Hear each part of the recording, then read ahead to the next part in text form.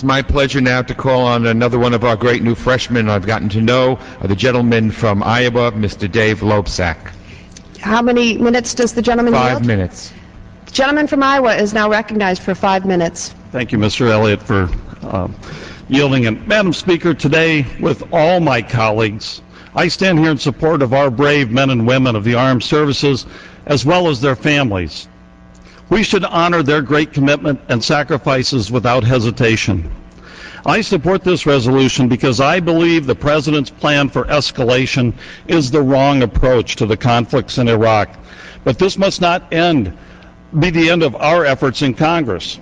For too long, Congress refused to stand up to the administration. Our actions today must mark the beginning of Congress's role, not the end. The time has come to tell President Bush enough is enough. Last November, the American people spoke. They spoke loudly and clearly on a number of issues, but none more passionately and forcefully than the war in Iraq. The American people, long before this debate this week, decided that the misadventure in Iraq must end. Our troops have performed valiantly in Iraq. In just a matter of a few weeks, they removed from power a brutal dictator and began to provide the Iraqi people the opportunity to construct a new political order. Our troops have also contributed mightily to the reconstruction and development of the Iraqi economy and infrastructure. But over the course of this conflict, the mission of our troops has been transformed, and now they find themselves in the middle of a civil war that involves not just two sides, but almost innumerable factions in conflict with one another. What's worse is the continued presence of American troops in Iraq will likely only inflame the ongoing sectarian strife and create more, not fewer, enemies of America. The bottom line is that a continued presence of American troops will only exacerbate the multiple conflicts in Iraq. As a member of the Readiness Subcommittee of the House Armed Services Committee, I have additional concerns regarding President Bush's proposed escalation. I believe such an escalation will further strain the limited resources available to our military. Already we know our readiness levels for our troops not yet deployed are inadequate.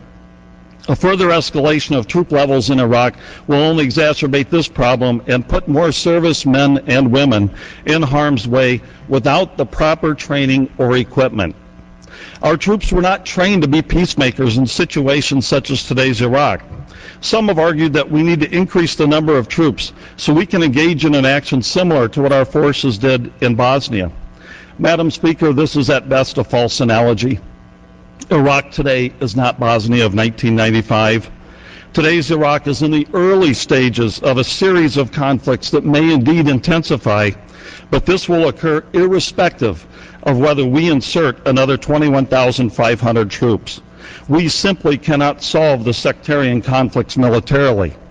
And while it was the Bush administration who initiated hostile actions in March of 2003, I believe it is now necessary for the Iraqi people to step up and assume responsibility for their future. What is also needed now more than ever is for this administration to reach out to our traditional allies and those in the region who have a significant stake in the future of Iraq.